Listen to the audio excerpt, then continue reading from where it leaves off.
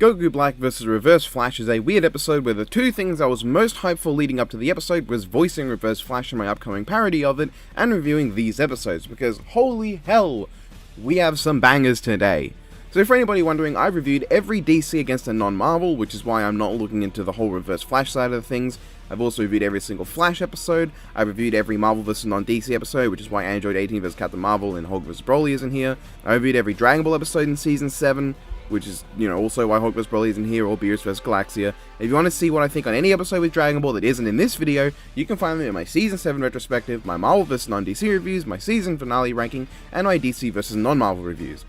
But in short, it's funny and I like that. It's my favourite finale of the entire series, a disappointing continuation that fails to understand the very basics of Superman, a fine episode with nothing special, a fucking spectacular sprite animation that remains one of the most fun episodes in the show, and the episode that ruined a very important day to me on announcement, but overall is fine but heavily flawed in the sound design to an absurd degree. So which episodes will I be looking at today? Well, you can look at the fucking screen. We've got every other Dragon Ball episode today, and there's no bad episodes in this slot, so let's get going because I'm so excited. Also, you can check out Bethweed's video in the description, something I definitely remembered to put in and totally did not edit within just a few hours of upload, forcing me to pray to God the render would finish in time. Please for fuck's sake render in time, you piece of shit. And Kirby's Warp Star moves faster than light. An extreme rarity in the Marvel universe. This episode for the longest time was Huan's favourite episode, and while that obviously is because he's a massive Kirby fan, it's also because it's a great episode. Overall, there's very little for me to take problem with in this episode. Even with just the analysis, I found most of the jokes funny. Like my dick! Most of them. I said most of them. I enjoyed the writing and interactions with the host, the times the two are just unable to process what the hell's happening with the characters, and the usage of music from Kirby and Dragon Ball ensures that the whole time I've got a smile on my face. And that's where this episode excels. I had a smile on my face basically the entire time I was watching this. The analysis tackles the characters in a way that I quite enjoy, especially when honestly neither have much of a story to go through, so focusing on their abilities and how strange they are is probably the best choice. And yes, it's not all great. They ignored most of Boo's forms, most notably Super Boo. They talked about bullets affecting Boo's body, but I will defend this, they didn't actually say it hurt him. They just say that the bullets visibly affect his body, which is objectively true. Admittedly, the way they say it implies he was actually being harmed by them, when it's partnered with the context of this being in the weakness section of his rundown. They should have specified that what they meant wasn't that they were actually hurting him, but more that his body is so malleable that even things as weak as bullets can physically warp it. And you know what? I even like this episode's ad. Benzinger's completely ham-handed way of opening the pop vinyl god Goku, the general parody of the community's response to Goku vs Superman partnered with an unobtrusive Dragon Ball Z abridged reference, a gag about Ben's name, and a Toy Story parody, only for the anti-climax of the whole scenario. And Ben's delivery of both of his lines makes this a genuinely funny ad with a lot of personality. Now I'm talking about how fucking good the ad break before the fight is. But the fight itself is fucking glorious. Holy hell, this fight is really good. It's also very long and extremely fun. The setup for the fight is basically perfect for the characters, and the rigging is surprisingly good for Season 2. And when the fight starts, not only is the music naturally fucking amazing due to this being a Season 2 episode with Kirby and Dragon Ball in it, using primarily banger Kirby tracks, but the actual fight is just really well done. Incorporating a fast-paced action style at some points reflecting the Dragon Ball Z part of this matchup, but also some wackier and goofier moments befitting of classic Dragon Ball, and even a lot of Boo stuff, which is a lot more comical in nature than Frieza or Cell, and having Kirby focus on changing his copy abilities multiple times like he would in his games. And because the characters can't really banter, there's very few pauses in the action outside of what needs to be there. Kirby and Boo have plenty of moments where it's just high-speed fighting, best shown in the Fighter Kirby vs Kid Boo portion, which is absolutely stellar and the closest the series ever gets to that Dragon Ball Z style fast-paced action outside of Goku vs Superman.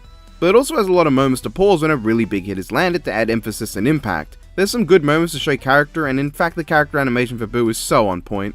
Kid Boo gets to goof off like the doofus he is, and Fat Boo jumps around happily when he gets a sword and is generally quite cheerful throughout. Kirby, however...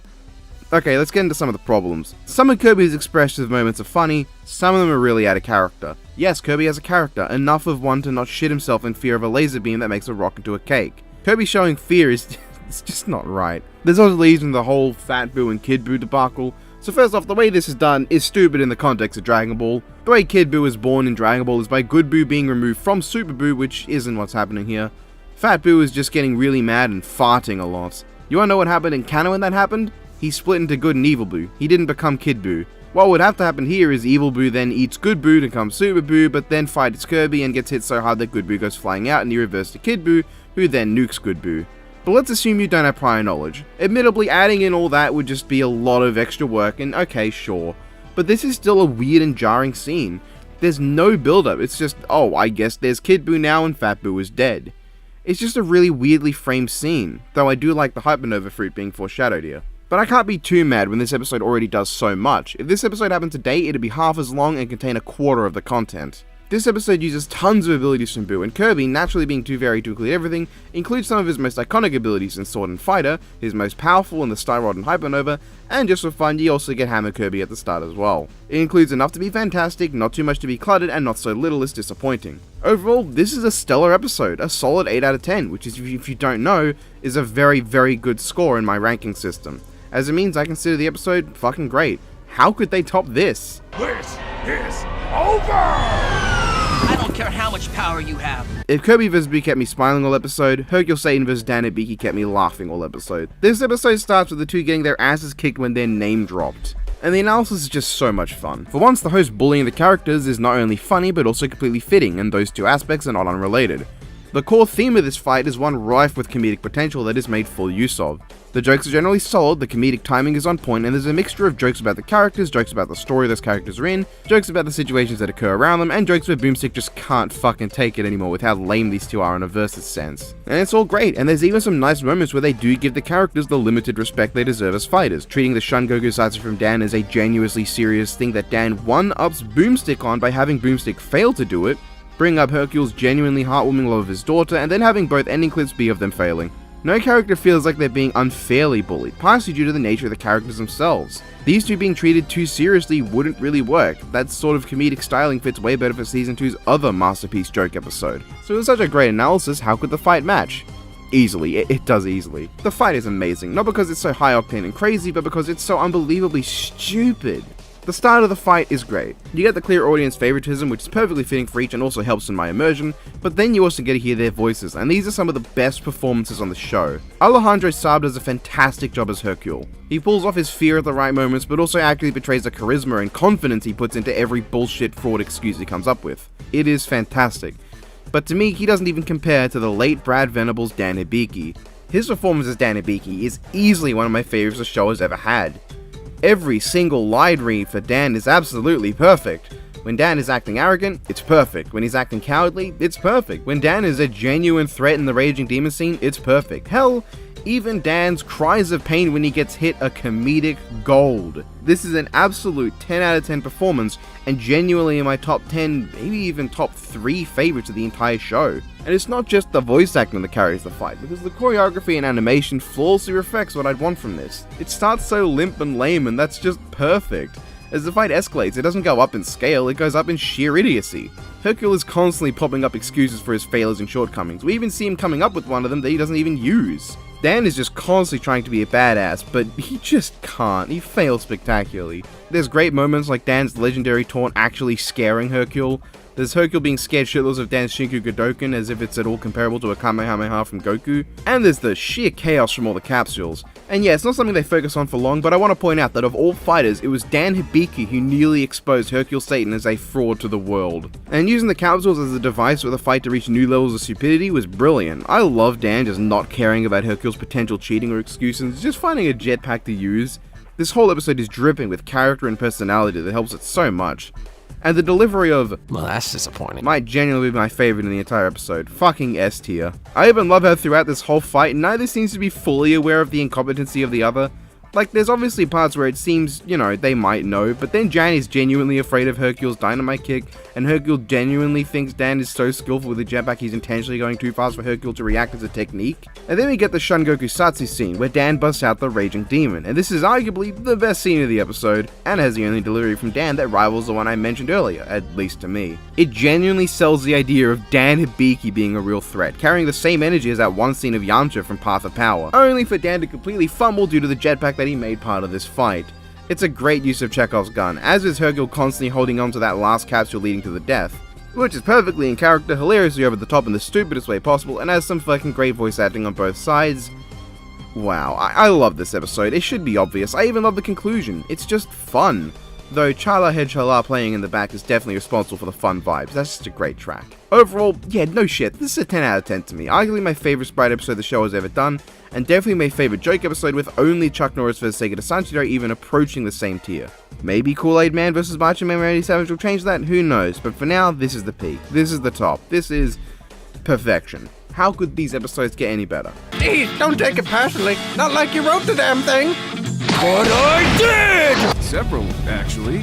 Well, it didn't get better, but it wasn't bad. Roshi vs. Jiraiya is a criminally underrated episode. It has some really great stuff in it. Starting with the analysis, I quite enjoyed it. Obviously there's some bias, as not only was this one of me and Who Owns Most One episodes at the time, but also I genuinely really like both of these characters. Jiraiya is a great character, and Roshi, while not quite at that level, remains one of the coolest characters in Dragon Ball for focusing on technique and skill over raw power, a major rarity in modern Dragon Ball. Yeah, there are some groaner jokes in there, and I'm not particularly fond of sexy jutsu whiz, but overall, solid. Not quite at the tier of the other two, especially Hercule vs. Dan, but good enough. I appreciate the warm note the analysis end on as well. Roshi's dedication to his training and ensuring his students go on past him, and Jiraiya's non-stop determination and ability to push through the pain to get one last message to Naruto. Perverse as they are, these two are genuinely cool characters, and I'm glad the episode acknowledged that. And the fight is a lot of fun. It foregoes destruction in wide scale like modern Dragon Ball and Naruto Shippuden, and focuses more on the characters' techniques and skills, feeling more like classic Dragon Ball and Part 1 Naruto. And given the characters, it fits quite well. Starting with the voice acting, Patrick Rodriguez pulls off Roshi very well. He manages to imitate the iconic dub voice of the character and sell all of his lines pretty damn good. Jonah Scott's Jiraiya, however, well, it's hard to say he's particularly accurate. His inflection and deliveries are all on point, but he doesn't much sound like Jiraiya half the time. As for the banter, there's not too much of it, but it's generally solid. The reason for fighting is really stupid and arguably out of character for Jiraiya, but it's also pretty funny, and given the characters in question, I could probably buy it if push comes to shove, maybe.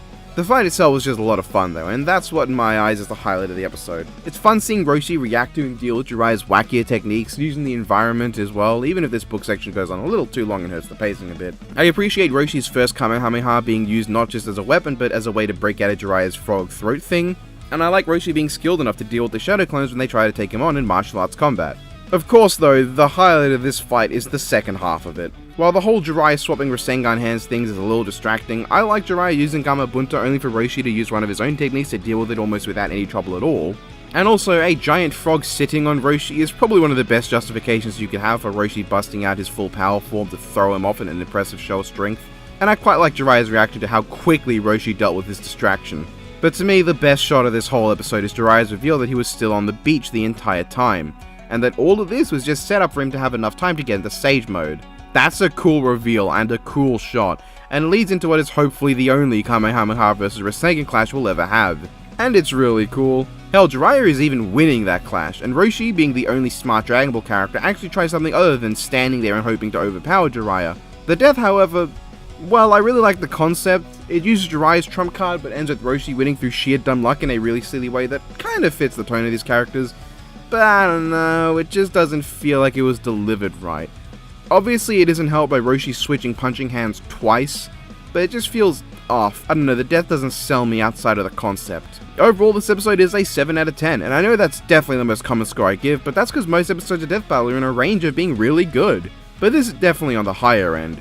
Despite being the worst of the 3 episodes I've talked about, it's still a great showing, and hopefully Goku Black vs Reverse Flash will continue this generally positive video's tone. Superhero husband of Booster Gold, Senpai! This episode just... wow. Let's talk about this episode, because I have a lot to say.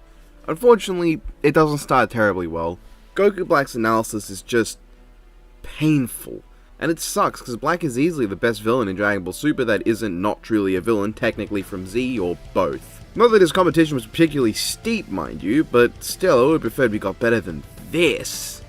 Let's look at what we have here. We start with a joke about Boomstick burping and farting at the same time, painful in the preview and Wiz cut him off, fucking agonizing here where they added a sound effect as if that wouldn't make me want to go gut myself with a tuning fork. We get 1 minute and 20 seconds in all of Goku Black's power scaling. This is before we even get introduced to Goku Black himself.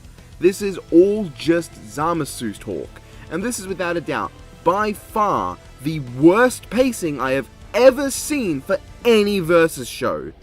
Period. And I have seen some major stinkers. Steven Universe's analysis had a similar moment, but it was relatively short, and there was still some stuff for speed later down the line. This time, it was all condensed into 50 seconds, a minute and a half into the episode. It is painfully bad pacing. We haven't even gotten to explaining why Goku scaling is relevant at all. This is terrible! It takes me so out of it when we just jarringly cut from all the build-up of story to versus nonsense like that. And the way it's delivered feels intentionally rushed. It feels less like a well-written and thought-out analysis piece on the character's primary scaling and relevant feats, and more like some dickhead on a podcast hastily dropping things about someone they know, like, oh, and he nearly destroyed the universe, which is like between 9 and 30 times the size of ours. Oh, and also the shockwaves are moving at massively faster than light speeds. And also, Goku got way stronger. 2 Gods of Destruction could destroy 2 universes, by the way. And Ben's deliveries of all his lines does nothing but sell that feeling of a desperate fanboy trying to save Goku Black from dying, which I don't think was the intention. And if it was, too bad, because it's awful. And all appears before the fucking background sidebar, which is literally the base knowledge for any character. That's not all. Goku Black's analysis has the painful Super Saiyan live laugh, shut the fuck up joke. At least the Karen joke was cut out. And the cutaway gag has no reason to be a cutaway gag. It just shows Wiz has the time ring. Okay. I mean, it's not all bad. The Black Kamehameha joke was fine, and the Yamcha joke was as perfect as all things with Yamcha can be. And the ending is well written, with the editing being fantastic across the board. But that whole start that goes over the scaling before we even mention the name Goku Black, the fucking awful jokes for the majority of the analysis, and just so little of value, this is one of the worst analyses this season. I actively had to pause the episode several times on rewatch trying to get through, because it was that atrocious. Reverse Flash, on the other hand, that is on the whole other opposite end. This is arguably the best analysis in this season. It was great. Well, except for the fucking Flash Gordon joke, which I'm sick of. But the jokes are all really good. I like the jokes about Eobard's name. I love this little bit of the fucking background sidebar. Wally beating himself in the race and Boomstick just being completely flabbergasted. Boomstick's ribbing at Wiz's sex life, or lack thereof. Going over Thorne's ridiculous list of petty acts. Booster fucking go!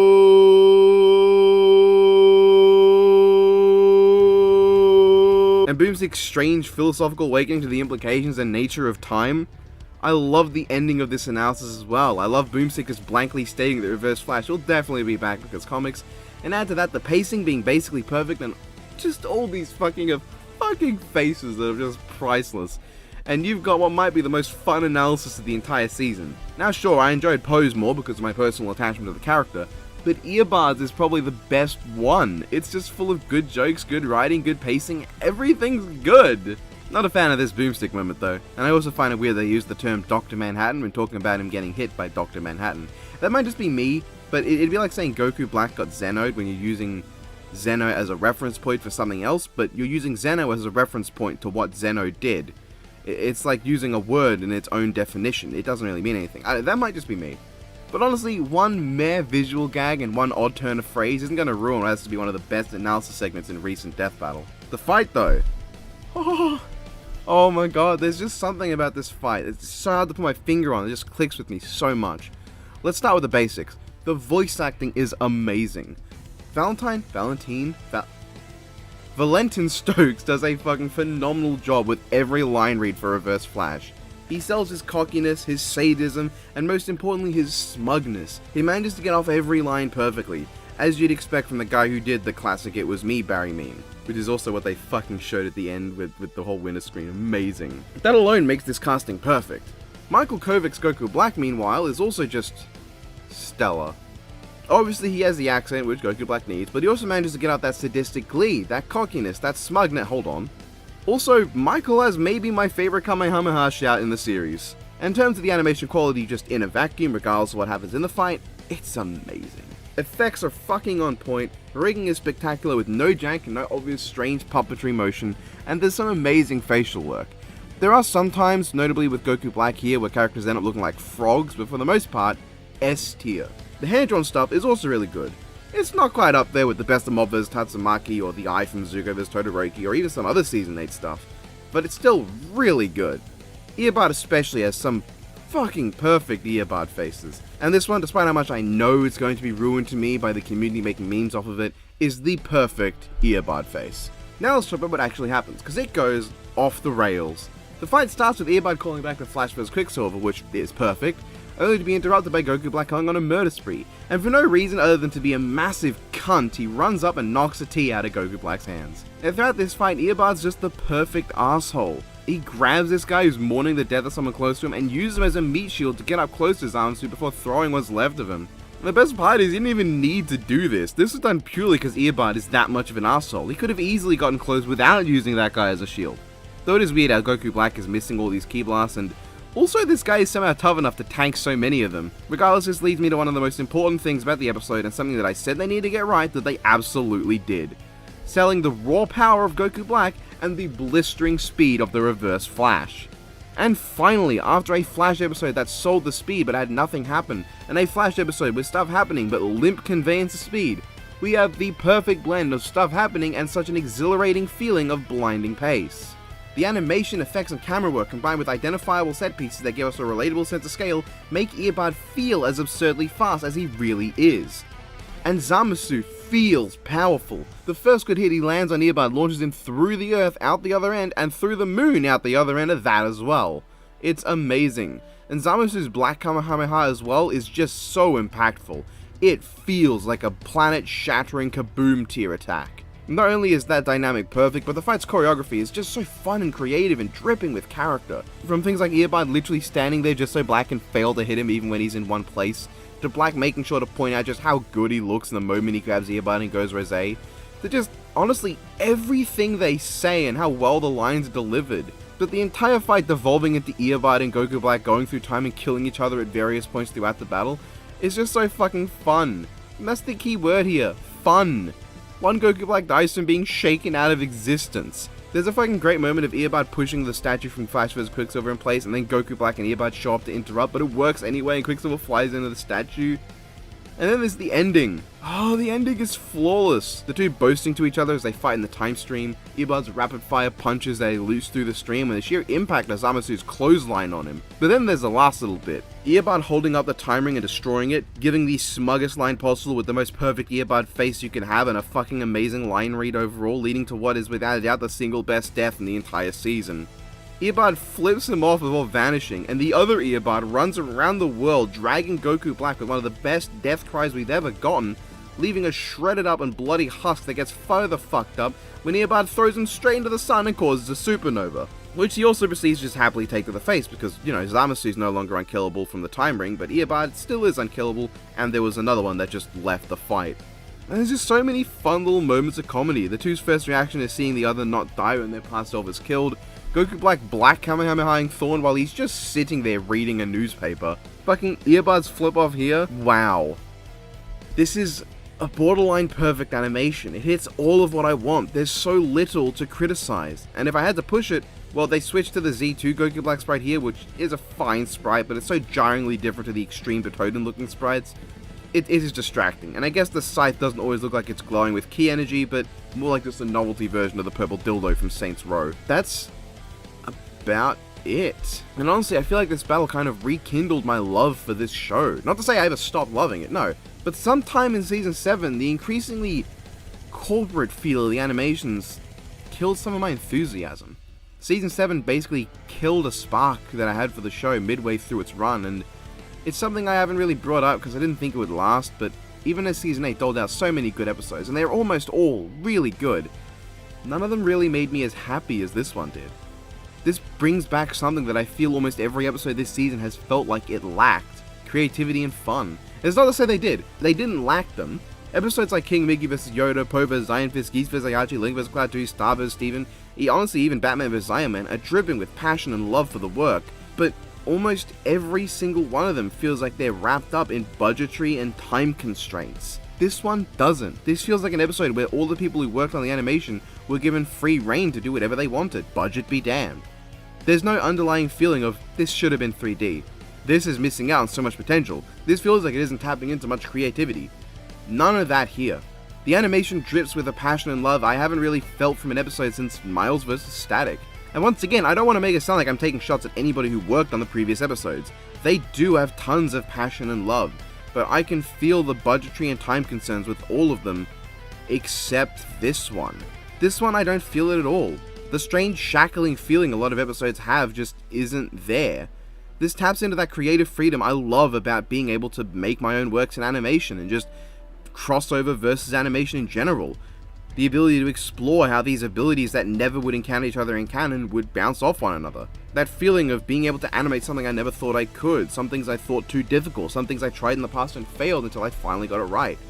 That intangible feeling I can't really describe or communicate properly. Whatever sparked the stale, boring, and creatively dull Season 7 had put out has finally been rekindled. It is because of this episode. And I guess for completion's sake, the conclusion is fine. I mean, there really wasn't anything they were going to say to convince me of Earbuds win more than Dr. Manhattan can't kill him. But it's thorough and in detail, but I dislike how there's just another philosophical ramble about how awesome Goku is. You know, because every time a Goku loses, we have to talk about how, Goku's got this mindset, you know, that's really important. And it feels like a goddamn safety harness for the aftermath. Like, oh yeah, Goku's drive is different, and somehow that's important, as if Goku's willingness to get stronger is going to do anything if he's fighting someone he literally can't kill. You know, a guy can kill him in countless ways, moving at speeds beyond all limits. Yeah. Especially funny, one of the things that they bring up fucked Zamasu over was being in Goku's body. Call me strange, but Goku's body is going to be a detrimental factor to Goku Black just as much as it would be to Goku. Oh, and the track. The track's amazing. Reverse Rosé is fantastic both on its own and as a backing track. Special note to both how well It Was Me is written into the song without sounding jarring or out of place, you know, like Shoot Yourselves, "All that money couldn't buy your class, I'll prove it doesn't take a Superman to kick your ass, Mr. Wayne, bring the pain as if you ever could, kinda dust you up, leaving you saying you should feel fuck off." And also how it syncs in the episode with Earbud putting the statue in place of Quicksilver to die while it says "It was me." Fucking gold. Hey, I think this was like the second time ever we've gotten two vocal tracks back to back. Last time was Mighty with What's Up Danger. And that was between seasons. This episode, man. 9 out of 10. A fucking fantastic episode that I love every second of after the Goku Black analysis.